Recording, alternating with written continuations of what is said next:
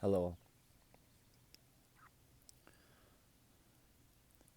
So I'm here to do another morning coffee talk with Corey. Um, Kind of some things that are transpiring. I woke up with this feeling of this need to create, and I tuned in and just kind of seeing, feeling, hearing what's going on. And the collective needs to hear about worth, right? Self value. But first, what I'm going to bring through is a discussion of how we can greater understand and embody the frequencies of the sacred feminine in this process.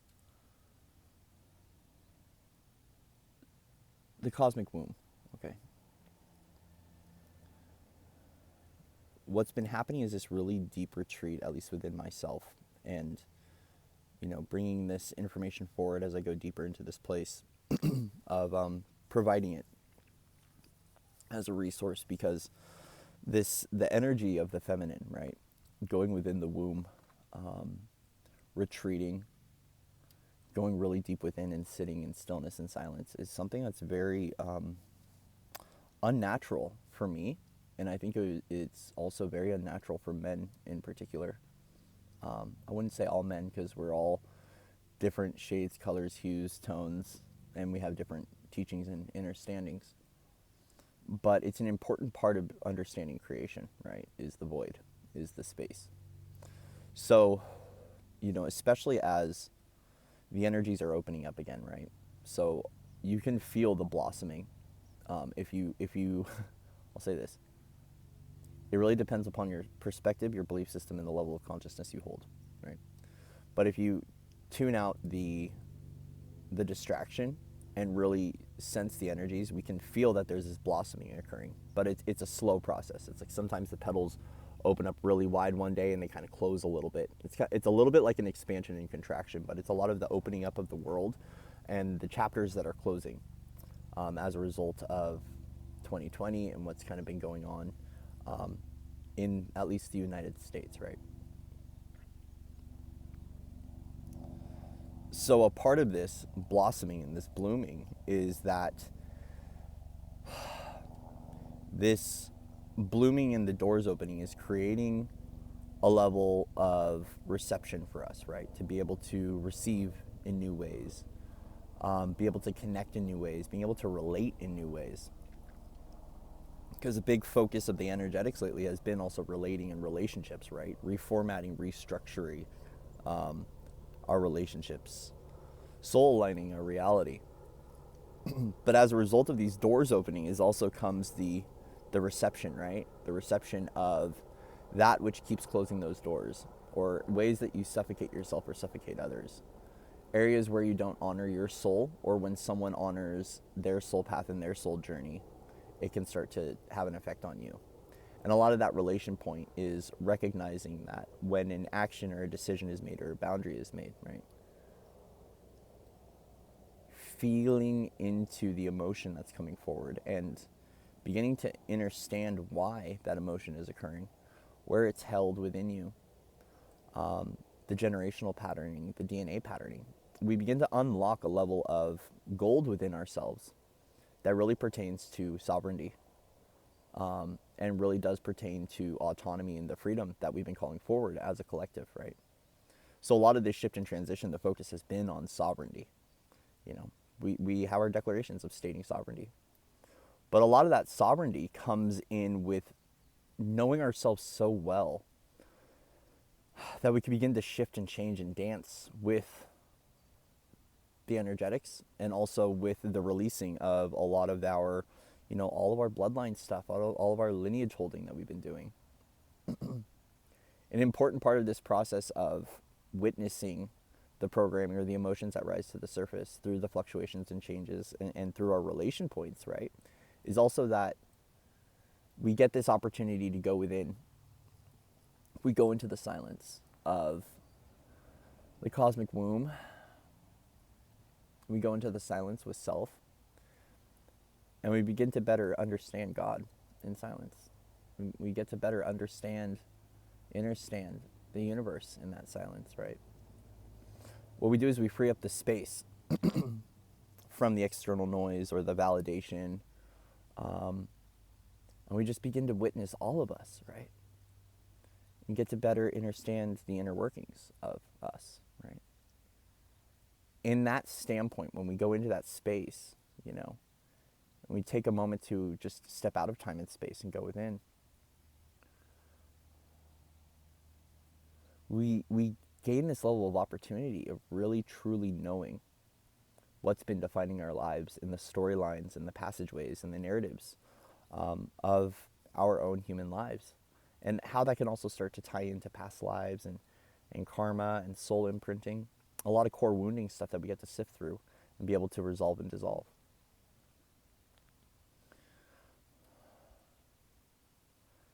You know, there's a big rising up right now through the ashes and through the fog. And there's also a great level of awakening and greater understanding and freedom for the male embodiment that's happening right now.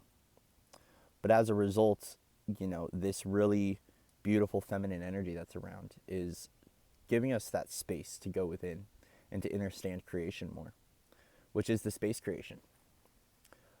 Part of this is holding, you know, it's like these womb spaces open up for us to just be able to go into, and not from a space of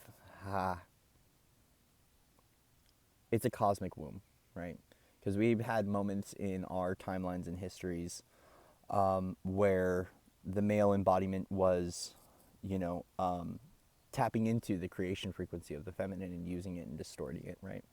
So this is not that. What I'm stating is that we're getting an opportunity to go within our own womb to really embody some of that Sophia energy, some of that void, and to really sift through and clear out what no longer serves and what really has been affecting our creations for eternity, right? How it's been affecting our realities. And beginning to find this soft, subtle presence within that void and that space creation to find out what our magic really is, right? Coming back to sovereignty. When we know ourselves fully, we take our power back from the situation, from the program, from the trauma. We pull that back within. We integrate the emotion. We integrate the clearing that we had just undertaken. And then we have this level up in our reality. There's a greater level of self-love and self-fulfillment that occurs, where we're no longer reliant or dependent upon things in our reality. And thus, it's a smoother, more joyous ride, right?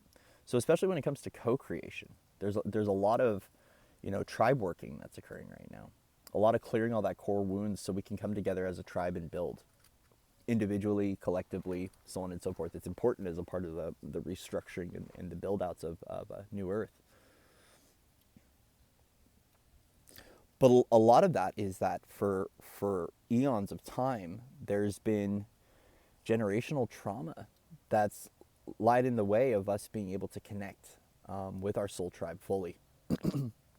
And there's been a lot of things that have created these ripples through our relationships, through our friendships, and through the methods of finally witnessing exactly what the reality or the reflection is providing for us at a soul level, so we can let it go and embody more sovereignty and more freedom of choice, right?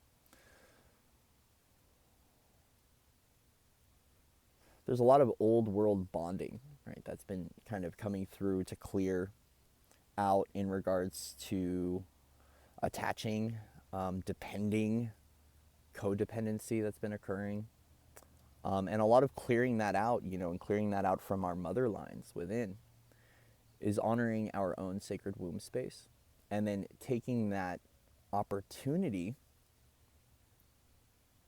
to be able to fill up, right, and to be able to birth a new reality for ourselves. When we create that space in, you know, the sacral chakra, in the womb space, and in the root, we activate more self-value, self-worth, and self-safety within the form. Freedom of expression in the form is key, right? And I understand that culturally speaking, okay, here in the United States, we have a lot more opportunity for freedom of expression than in other places. And I understand that has been suppressed at some levels too.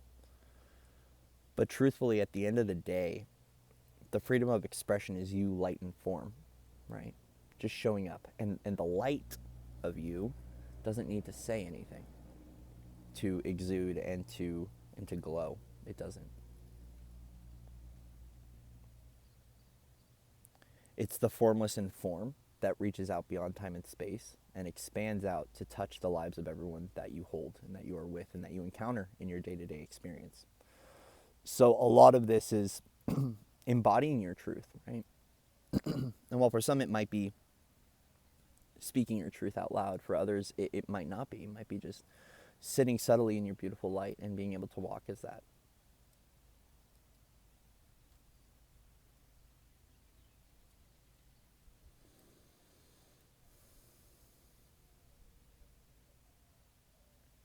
Finding our value, our self-worth, is knowing what you value in life as well.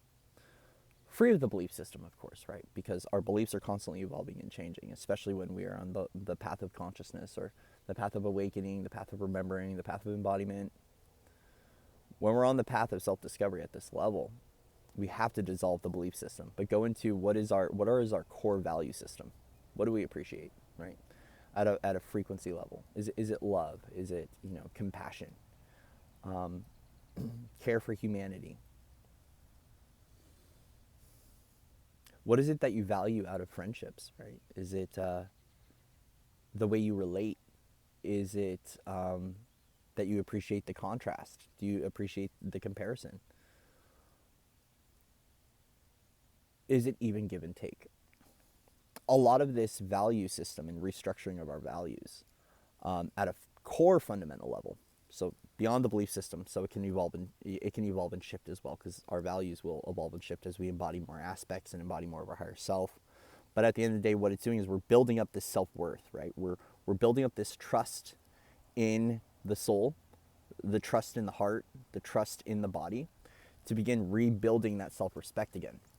Because that self-respect and that self-value actually it glows out, and it's something that doesn't need to be stated out loud. It's just embodied, and it always is.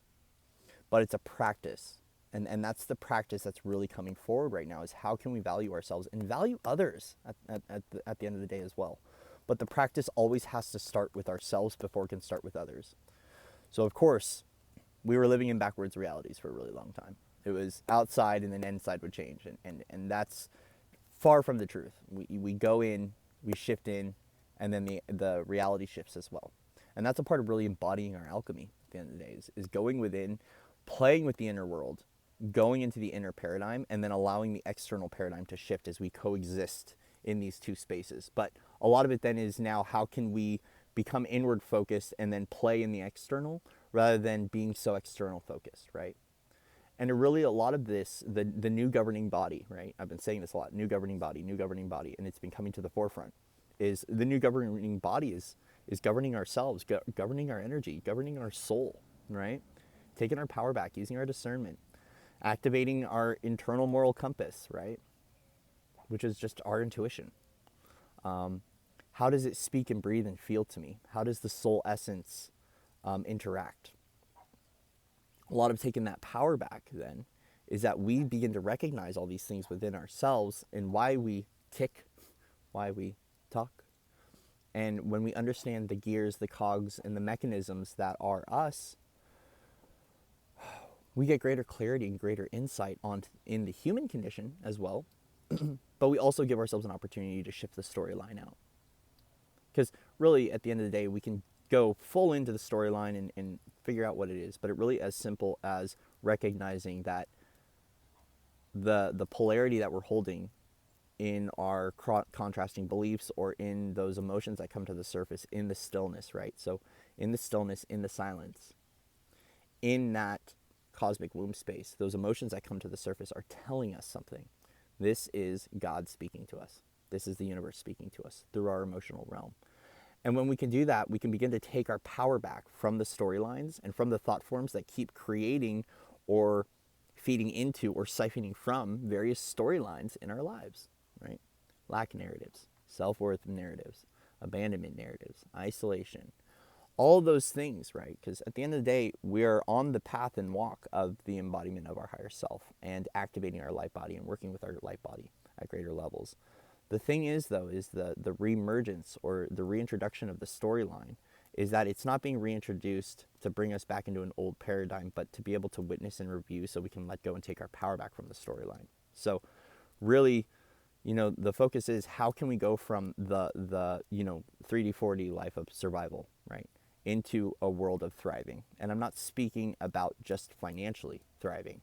The thrive component is mind, body, spirit. It's mind, body, soul, right? It's a release of the old architecture so we can begin to free ourselves to be able to expand into new avenues, new adventures, activate more freedom within ourselves. But it's also being able to write the story of our lives and then being able to walk that story every single day, right? A lot of that is we need to activate the bravery within ourselves to go within, because there's been a lot of blocks for periods of time in our reality from being able to go really deep within and really being able to constantly tune in to see what is occurring, right? It takes a healthy curiosity, from my perspective, of playing with what is this, why is it coming to the surface, and where is it tied to? A lot of asking those questions. And especially as things are opening up, right? We want to get back and begin to engage with the world. We want to begin to show up in the reality. Many of us want to travel, get back into the swing of life. Well, here's an opportunity, right, as we're stepping into spring, to embody these last little bits of winter as they are still holding a lot of space for us to go into the cave and to hibernate for a little bit, whether it's for a couple of minutes a day, a couple hours, or a couple of days or a couple of weeks. It really is, the choice for you in that journey of how to embody that. But there is this really wonderful opportunity that we can work with, especially with all the Piscean energy happening right now, that we could really go within to the waters and the depths of our belief systems, and we can get an opportunity to really dig deeper, dig down, pull those things up and forward, and clear them out ourselves.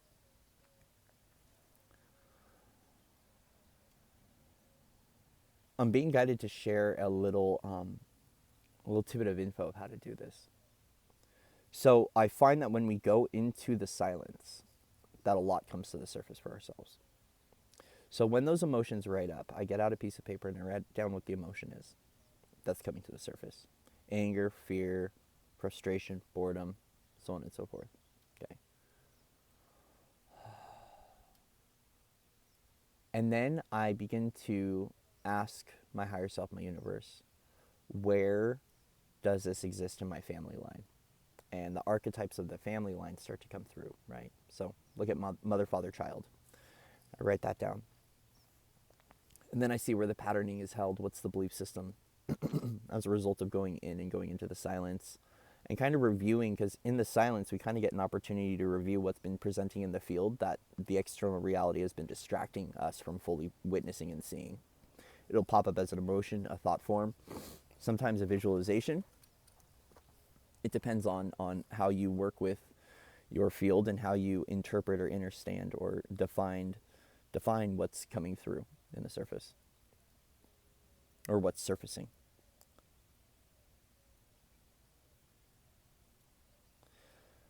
So then I chase down within me the bloodline patterning or the lineage patterning.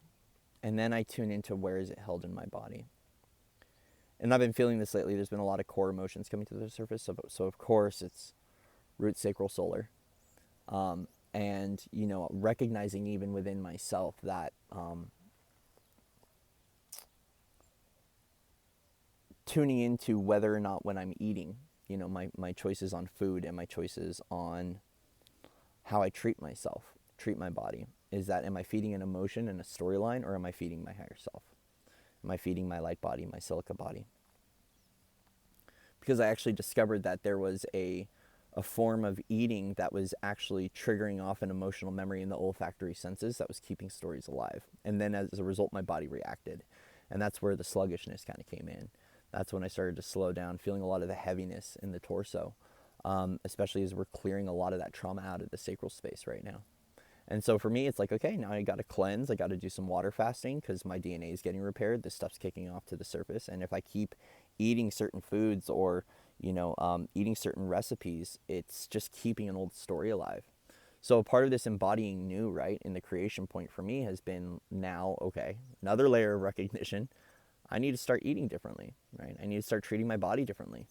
A lot of this is because in the unification of us, right, whole soul and body, or whole body and soul, depending on how we look at it, is we now have to treat the entire form, right, the light form, as one aspect and fill it all up, and with the light, of course, filling it up with the light. And I don't mean just energetically, but what feeds and breathes life into the form, what feeds and breathes life into the mind, what feeds and breathes light into the soul.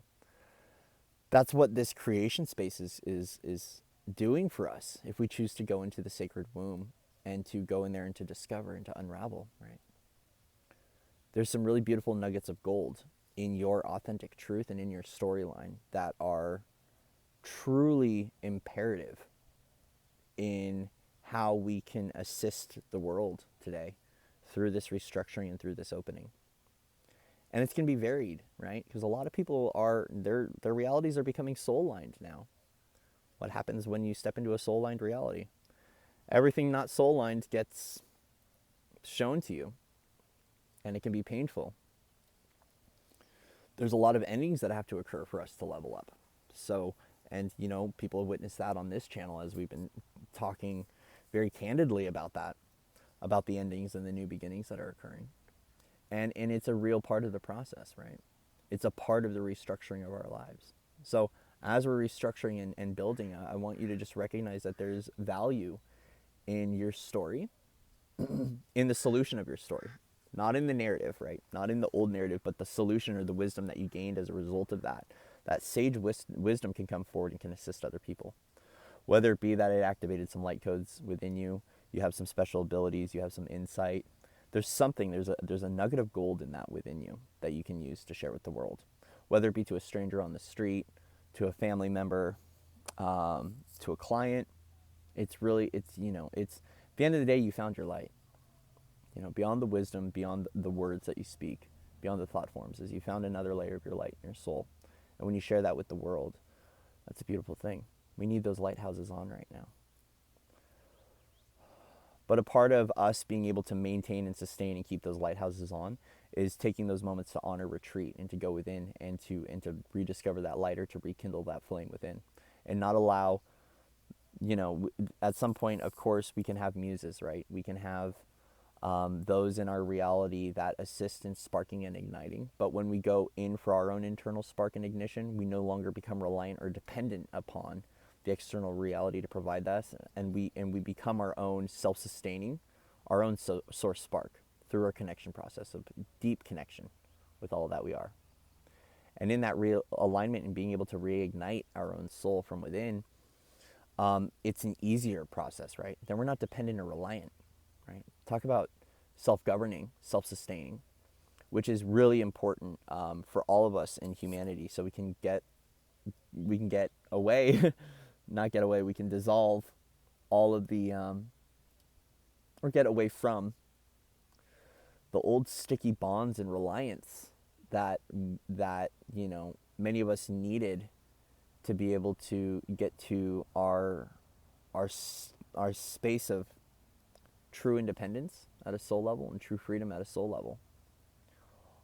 A lot of that behavior, right, it keeps things very stagnant and for ourselves, and it when you begin to clear out your field and clear out your life, you recognize, because you can feel when you're engaging with the behavior of the program, you can feel what it does to you at a physical level, you can feel what it does to you at a soul level. And a lot of bringing that into alignment is then not engaging with those behaviors anymore, or when the thought form or the belief system comes up, clearing it, right? So taking that moment to honor that and define what our true value is beyond the human condition, right? Humans are sacred. Humans are divinity. Humans are God in form. But what we're breaking through and breaking down is the conditioning that keeps us small and limited and stuck. And so by discovering this, taking our power back from the program, we begin to dismantle it within, and then it doesn't have a foothold, right, on our life. And we begin to elevate and to expand, and we begin to acquire more wisdom and more truth and more knowing of who we are at a soul level, at a spark level, as an ignition point of source. That's where magic comes alive, right? That's where our realities can get easier. They become sustainable. And then as a result, all is one, one is all. So goes I, so goes the collective. And so we'll begin to see more shifts and more transformation as a result of it. So I just wanted to come on and talk about this a little bit, about really there's this beautiful space right now of going in with the mother energy, right? And allowing this energy to support and to hold, but allowing us to go deep within the cave of ourselves, the caves of creation, to clear at a greater level and to discover who we truly are. And so a lot of us as the alchemists can take these times when it's provided for us to be able to go within that space and to retrieve and to clear and to ignite our own souls again and to ignite our own light, right? It's important for creation. And creation just isn't, it's not just filling up and materializing. We have to create that space as well. And so I ask you, through this stage and this phase right now that we're in, how are you making space in your life? Energetic space, thought form space, physical space.